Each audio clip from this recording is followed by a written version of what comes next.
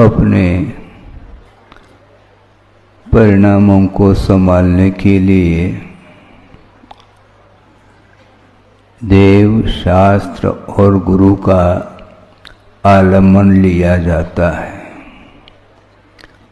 और आत्मगत कुछ ऐसे परिणाम होते हैं जो संसार के विकास के लिए कारण हुआ करते हैं और कुछ ऐसे आत्मगत ही परिणाम होते हैं जिन परिणामों के माध्यम से आत्मा पवित्रता का अनुभव करती है। आत्मगत परिणाम निर्मल हो, यह भाव तो प्रत्येक व्यक्ति के अंदर रहता है और आत्मा में स्वतंत्रता भी है, किंतु बीच में एक ऐसा व्यवधान उपस्थित करने वाला कर्म उपस्थित हो जाता है और उस कर्म का जो संबंध हुआ है आत्मा के साथ वो अपने आप नहीं हुआ। कर्म का बंध जो होता है, चाहे वह शुभ कर्म हो, अशुभ कर्म हो अथवा पुण्य और पाप के रूप में कर्म हो, जिसका संबंध बिना आत्मगत परिणाम के बिना संभव नहीं है, इसलिए कर्म बंधता है तो वह उदय में आता है। उदय में आता है तो संसारी प्राणी, पुण्य कर्म का उदय आता है तो हर्षित होता है और पाप कर्म का उदय होता है तो विषाद का अनुभव होता है। ये हर्ष और विषाद, ये दोनों पर्याय जो होती हैं, ये मोह के परिणाम स्वरूप है। मोह के बिना हर्ष विषाद नहीं होता। मोहने कर्म के उदय के बिना इष्टानिष्ट की कल्पना नहीं होती। मोहने कर्म के बिना राग द्वेषादिक परिणाम संभव ही नहीं है। ये निश्चित है और ये सत्य है, ये यथार्थ है, इसको नकारा नहीं जा सकता। रही बात राग द्वेषादिक परिणाम दुर्गति के लिए कारण आगम में बताया है, किंतु राग एक ऐसा भी अनुराग माना जाता है जो कि वो मोक्ष तक पहुंचाने में अनन्य कारण के रूप में उपस्थित होता है। उस राग का नाम, उस अनुराग का नाम ही धर्मानुराग है। गुरुदेव का बार बार हम लोगों के लिए कहना रहा कि धर्मानुराग और विषयानुराग, इसकी पहचान होनी चाहिए। सामने व्यक्ति बैठा है, उसके कल्याण की बात हम कर रहे हैं, किंतु संसारी प्राणी के कल्याण की बात करते हुए भी अपने आप को भी संभालने की आवश्यकता है। वह इसलिए है कि धर्मानुराग के माध्यम से हम जो भव्य जीव है उसकी उन्नति के लिए तत्व चर्चा आदि के माध्यम से उसके लिए सहयोग दिया जाता है, किंतु सहयोग देते समय अपने आप को भी बहुत सावधानी के साथ संभालने की आवश्यकता इसलिए है क्योंकि धर्मानुराग होते होते होते वह विषयानुराग के रूप में कब परिणत हो जाए ये कहा नहीं जा सकता। इसीलिए उन्होंने बहुत छोटा भले ही उदाहरण हो, उन्होंने ये दिया था स्वाध्याय आदि के प्रसंग में कि आप लोग पानी निकालना है कहाँ से? कुएं से, और रस्सी बांध लेते हैं आप बाल्टी अथवा घड़े को भीतर छोड़ दिया जाता है। फिर बाद में रस्सी को आप खींचते हैं, खींचते खींचते आप थोड़ा सा रह गया है मान लो नीचे, तो हाथ से उस बाल्टी अथवा घड़े को आप ऊपर ले आते। उस समय आपकी स्थिति कैसी होती है? अपने आप को संभालते हैं, क्योंकि घड़ा है बहुत भारी है और उसके कारण थोड़ी सी अवसावधानी हो जाए तो उस कुएं में गिरने की संभावना बनती है। इसलिए सामने वाला जो व्यक्ति आया है उसके प्रति करुणा, दया, अनुकंपा आदि रखते हुए उसके कल्याण की बात करनी है, किंतु साथ साथ अपने आप को भी संभालने की बात होनी चाहिए, ऐसा उनका कहना था।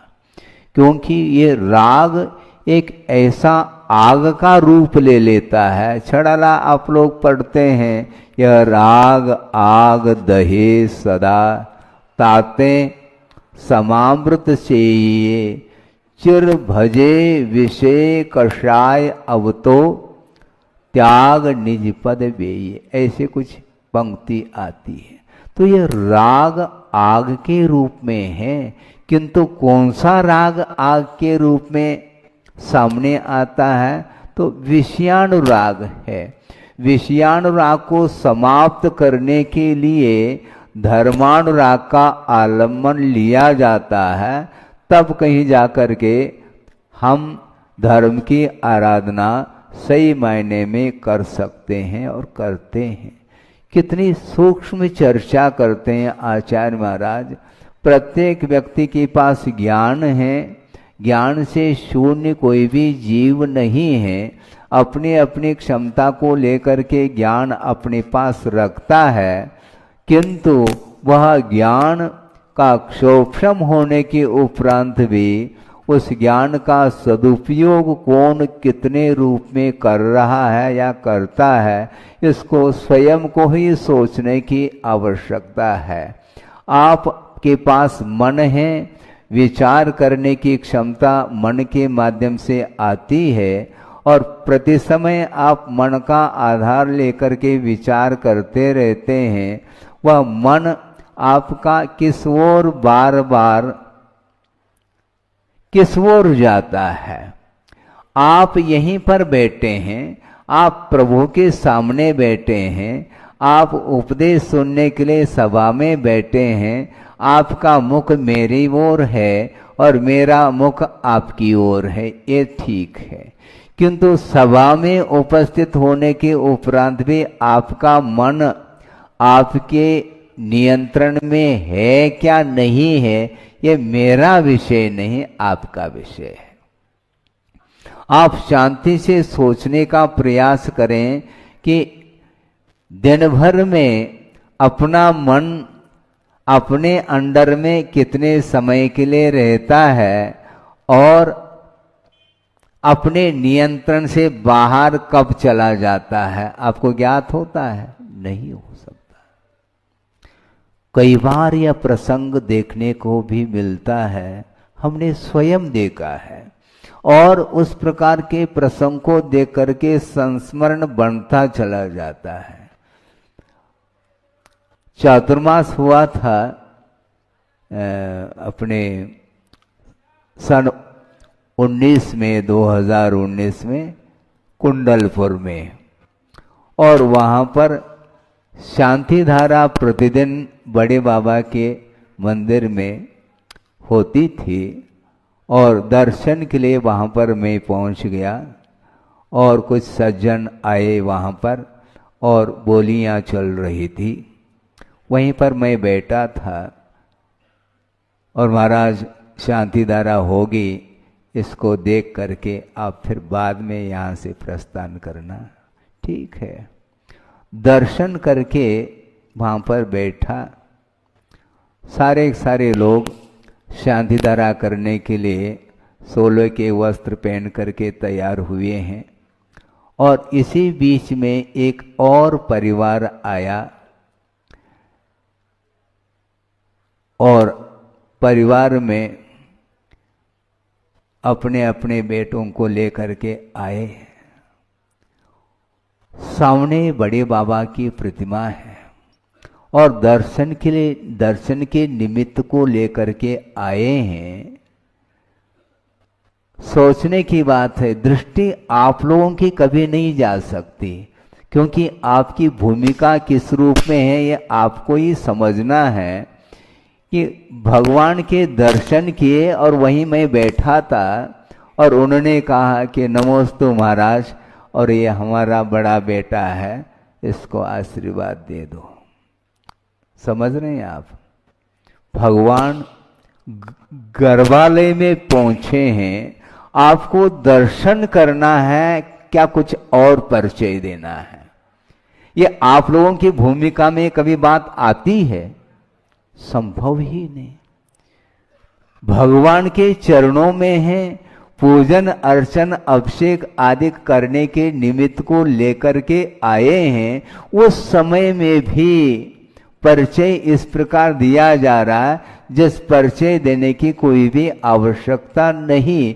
उस परिसर के बाहर जाने के उपरांत तो फिर भी ठीक है, लेकिन वहां पर उतने क्षण के लिए भी संसार गौण नहीं हो पाता आपका। इसलिए विस्मय होता है कि मन ठिकाने पर कब आएगा। धार्मिक क्रियाएं करते हैं आप लोग, बिल्कुल ठीक है, किंतु उसमें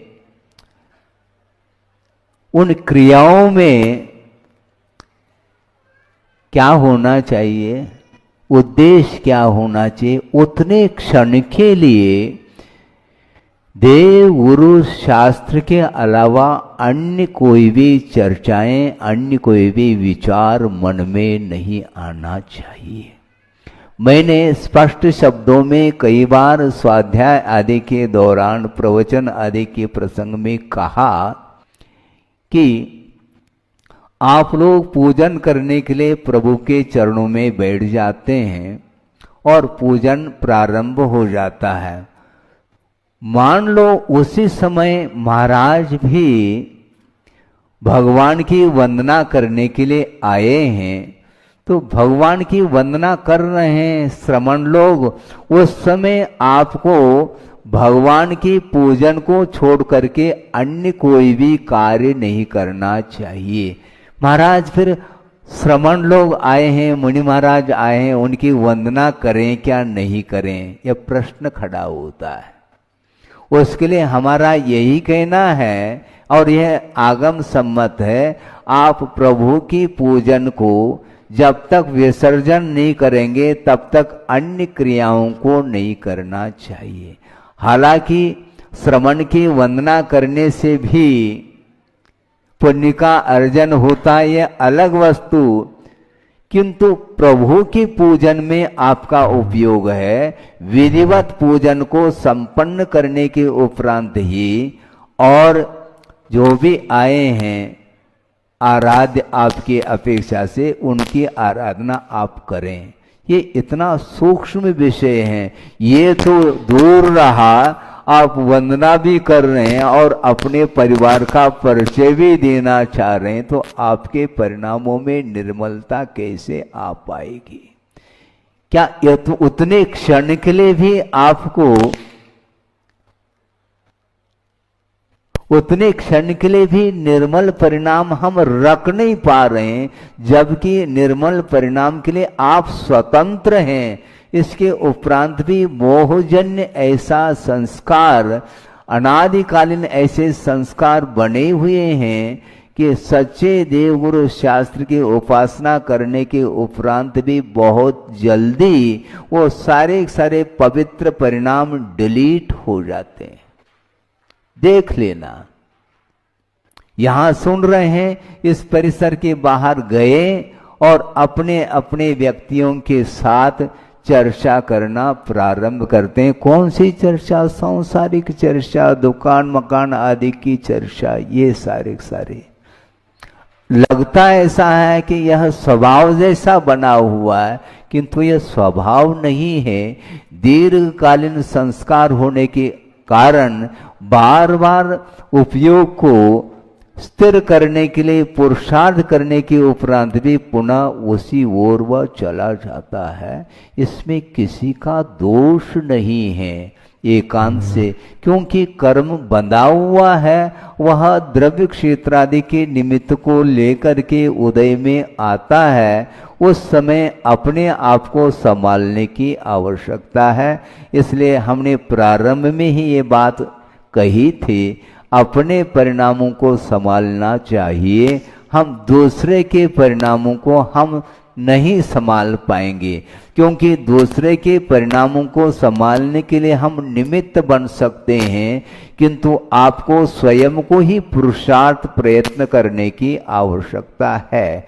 इसलिए विषयानुराग को छोड़ करके धर्मानुराग की ओर आपका उपयोग यदि जाएगा तो निश्चित रूप से संसार आसार देखने में आ सकता है। ये बहुत कठिन काम है, निरंतर करने के उपरांत भी बार बार उसी ओर जाता है। त्यक्त पदार्थ के प्रति भी पुनः राग उत्पन्न हो सकता है। इसलिए गुरुदेव का बार बार कहना साइवान अर्थात अपनी दृष्टि को इधर उधर न ले जा करके अपने आप में टिकाने का पुरुषार्थ करना चाहिए। इसलिए ये अनंतकालीन संसार की परंपरा को हम समाप्त तो करना चाहते हैं, किंतु संसार के लिए कारणभूत जो सामग्री है, विषय सामग्री, उसको हम कम नहीं करना चाहते। पूर्ण छोड़ना तो बहुत दूर की बात, किंतु परसेंटेज में अपनी क्षमता की अपेक्षा से धीरे धीरे यदि कम करेंगे तो परिणामों में उज्ज्वलता आ सकती है, और उसके माध्यम से ही साथ से पुण्य का भी संचय हो सकता है, होता है। और अज्ञान दशा में जो अर्जित पाप कर्म है उनका क्षय भी हो सकता है। पाप कर्म के निर्जरा करने के लिए ही देव गुरु शास्त्र की आराधना की जाती है, और उसके माध्यम से आत्मा की उन्नति होती है। प्रत्येक आत्मा के भीतर वही शक्ति विद्यमान है जो प्रभु में है, किंतु प्रभु ने जिस प्रकार साधना करके इस शरीर से अपने आत्म तत्व को पृथक किया है और अनंत काल के लिए स्वतंत्रता का अनुभव कर रहे हैं, उसी प्रकार हम भी देव गुरु शास्त्र का आलम्बन लेकर के बिना किसी आकांक्षा के, बिना किसी सांसारिक इच्छा के यदि आराधना करते हैं तो बहुत ही अल्प समय में हमें भी स्वतंत्रता मिल सकती है। मिले इस पवित्र भावना के साथ अहिंसा परमो धर्म की जय। अपने परिणामों को संभालने के लिए देव शास्त्र और गुरु का आलम्बन लिया जाता है, और आत्मगत कुछ ऐसे परिणाम होते हैं जो संसार के विकास के लिए कारण हुआ करते हैं, और कुछ ऐसे आत्मगत ही परिणाम होते हैं जिन परिणामों के माध्यम से आत्मा पवित्रता का अनुभव करती है।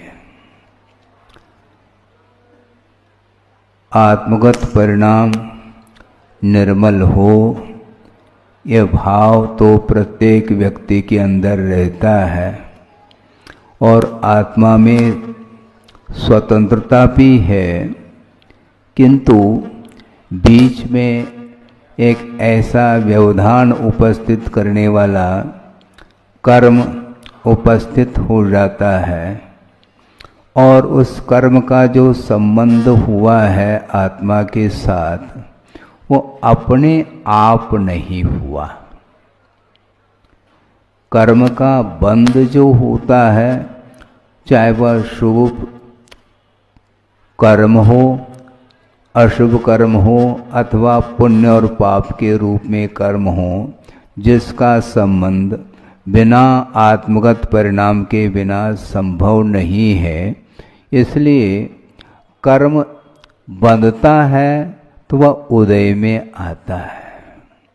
उदय में आता है तो संसारी प्राणी, पुण्य कर्म का उदय आता है तो हर्षित होता है, और पाप कर्म का उदय होता है तो विषाद का अनुभव होता है। ये हर्ष और विषाद, ये दोनों पर्याय जो होती हैं, ये मोह के परिणाम स्वरूप है। मोह के बिना हर्ष विषाद नहीं होता। मोहने कर्म के उदय के बिना इष्टानिष्ट की कल्पना नहीं होती। मोहने कर्म के बिना राग द्वेषादिक परिणाम संभव ही नहीं है। ये निश्चित है और ये सत्य है, ये यथार्थ है, इसको नकारा नहीं जा सकता।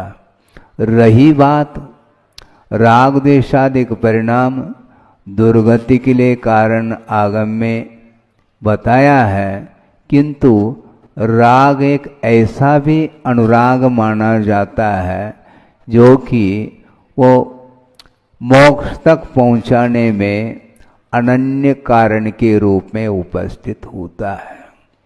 उस राग का नाम, उस अनुराग का नाम ही धर्मानुराग है। गुरुदेव का बार बार हम लोगों के लिए कहना रहा कि धर्मानुराग और विषयानुराग, इसकी पहचान होनी चाहिए। सामने व्यक्ति बैठा है, उसके कल्याण की बात हम कर रहे हैं, किंतु संसारी प्राणी के कल्याण की बात करते हुए भी अपने आप को भी संभालने की आवश्यकता है। वह इसलिए है कि धर्मानुराग के माध्यम से हम जो भव्य जीव है उसकी उन्नति के लिए तत्व चर्चा आदि के माध्यम से उसके लिए सहयोग दिया जाता है, किंतु सहयोग देते समय अपने आप को भी बहुत सावधानी के साथ संभालने की आवश्यकता इसलिए है क्योंकि धर्मानुराग होते होते होते वह विषयानुराग के रूप में कब परिणत हो जाए ये कहा नहीं जा सकता। इसीलिए उन्होंने बहुत छोटा भले ही उदाहरण हो, उन्होंने ये दिया था स्वाध्याय आदि के प्रसंग में कि आप लोग पानी निकालना है कहाँ से? कुएं से, और रस्सी बांध लेते हैं आप, बाल्टी अथवा घड़े को भीतर छोड़ दिया जाता है। फिर बाद में रस्सी को आप खींचते हैं, खींचते खींचते आप थोड़ा सा रह गया है मान लो नीचे, तो हाथ से उस बाल्टी अथवा घड़े को आप ऊपर ले आते। उस समय आपकी स्थिति कैसी होती है? अपने आप को संभालते हैं, क्योंकि घड़ा है बहुत भारी है और उसके कारण थोड़ी सी अवसावधानी हो जाए तो उस कुएं में गिरने की संभावना बनती है। इसलिए सामने वाला जो व्यक्ति आया है उसके प्रति करुणा, दया, अनुकंपा आदि रखते हुए उसके कल्याण की बात करनी है, किंतु साथ साथ अपने आप को भी संभालने की बात होनी चाहिए, ऐसा उनका कहना था।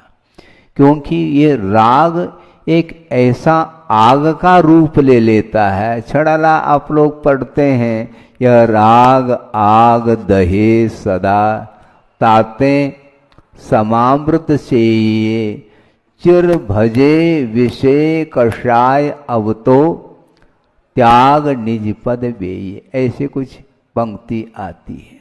तो ये राग आग के रूप में है, किंतु कौन सा राग आग के रूप में सामने आता है? तो विषयानुराग है। विषयानुराग को समाप्त करने के लिए धर्मानुराग का आलम्बन लिया जाता है, तब कहीं जाकर के हम धर्म की आराधना सही मायने में कर सकते हैं और करते हैं। कितनी सूक्ष्म चर्चा करते हैं आचार्य महाराज। प्रत्येक व्यक्ति के पास ज्ञान है, ज्ञान से शून्य कोई भी जीव नहीं है। अपनी अपनी क्षमता को लेकर के ज्ञान अपने पास रखता है, किंतु वह ज्ञान का क्षोभम होने के उपरांत भी उस ज्ञान का सदुपयोग कौन कितने रूप में कर रहा है या करता है, इसको स्वयं को ही सोचने की आवश्यकता है। आपके पास मन है, विचार करने की क्षमता मन के माध्यम से आती है और प्रति समय आप मन का आधार लेकर के विचार करते रहते हैं।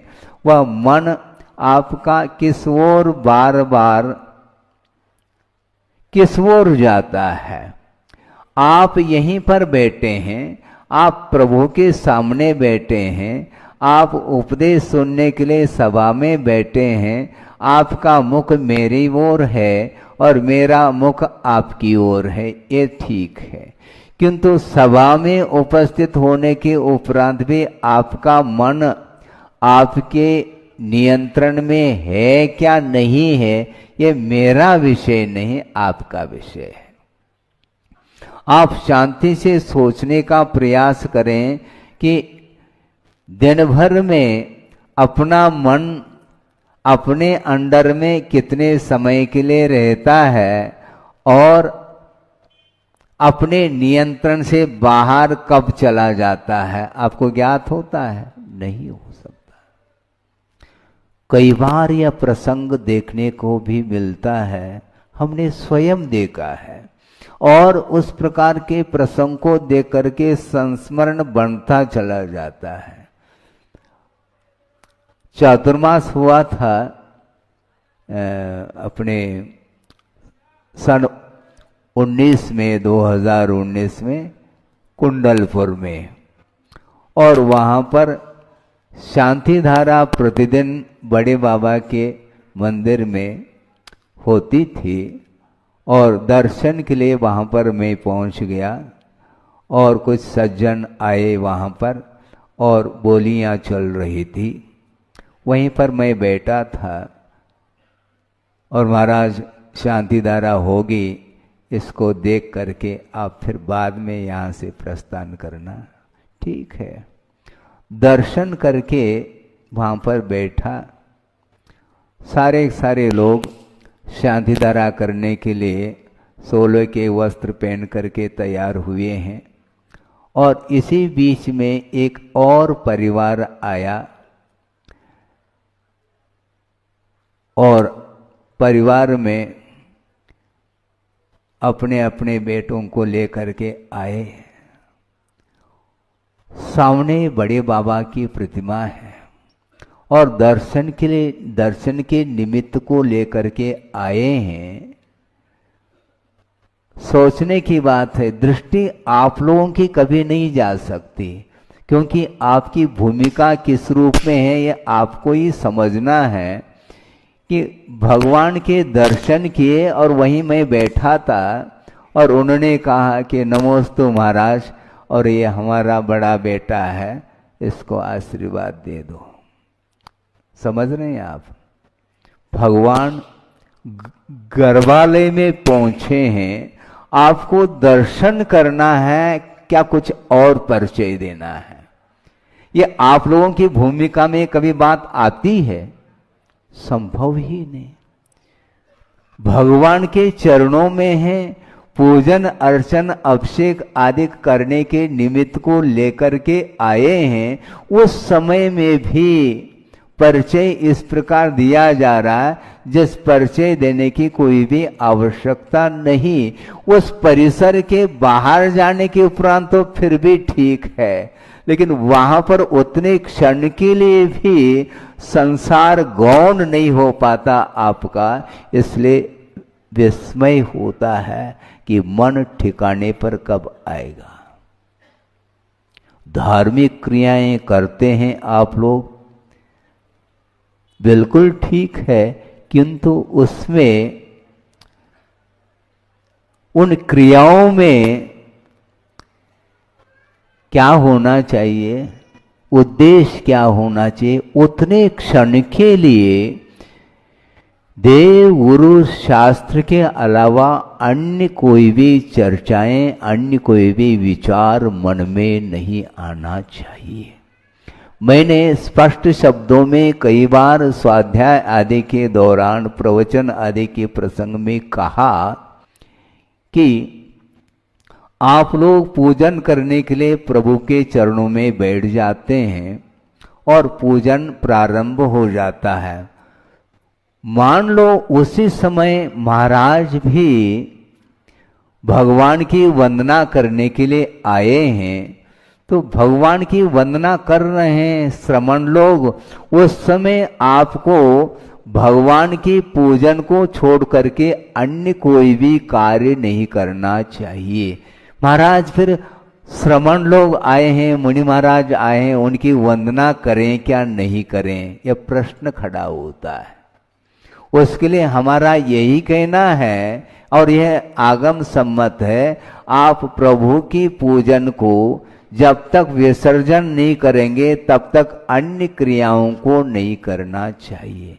हालांकि श्रमण की वंदना करने से भी पुण्य का अर्जन होता है, यह अलग वस्तु, किंतु प्रभु की पूजन में आपका उपयोग है। विधिवत पूजन को संपन्न करने के उपरांत ही और जो भी आए हैं आराध्य आपकी अपेक्षा से उनकी आराधना आप करें।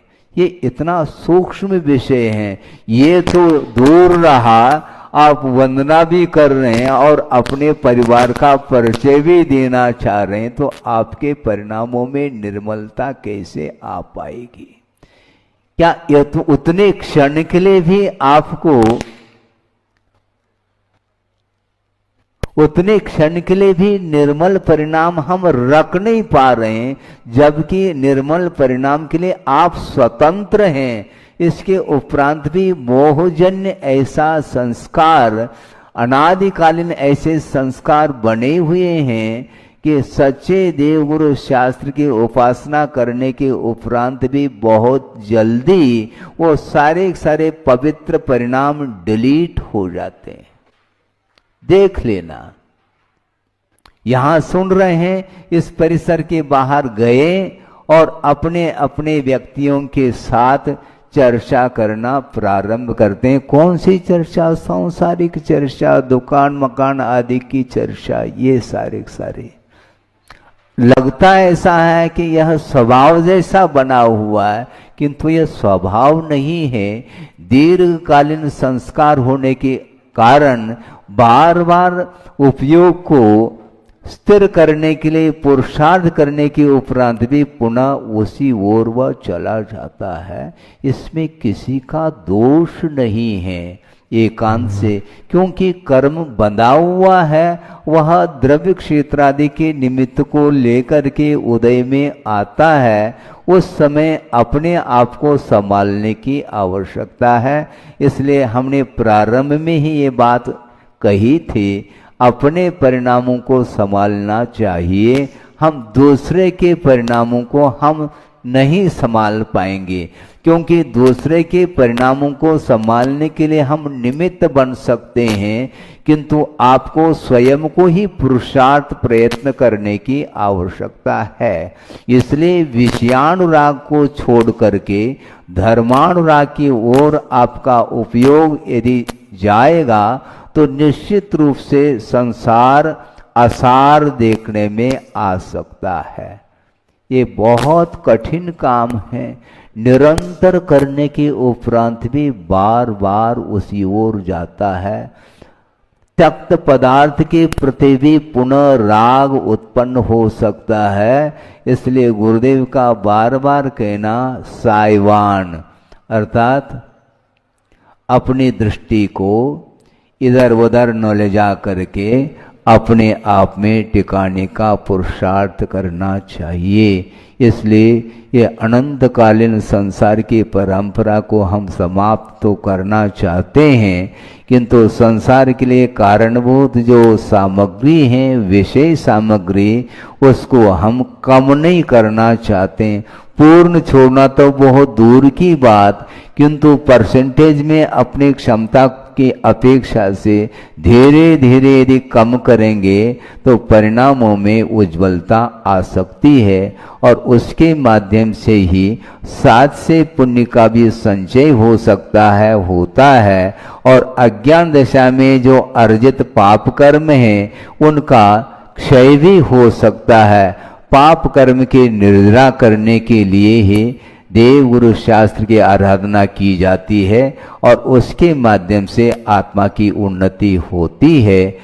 प्रत्येक आत्मा के भीतर वही शक्ति विद्यमान है जो प्रभु में है, किंतु प्रभु ने जिस प्रकार साधना करके इस शरीर से अपने आत्म तत्व को पृथक किया है और अनंत काल के लिए स्वतंत्रता का अनुभव कर रहे हैं, उसी प्रकार हम भी देव गुरु शास्त्र का आलम्बन लेकर के बिना किसी आकांक्षा के, बिना किसी सांसारिक इच्छा के यदि आराधना करते हैं तो बहुत ही अल्प समय में हमें भी स्वतंत्रता मिल सकती है।